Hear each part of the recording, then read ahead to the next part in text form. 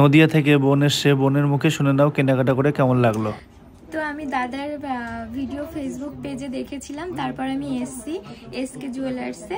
তো আজকে আমি শাখা আর পলা জোড়া নিয়েছি। এটার দাম হচ্ছে কি 3700 আর এটা হচ্ছে কি 10,000, আর তার সাথে ডিসকাউন্টও আছে।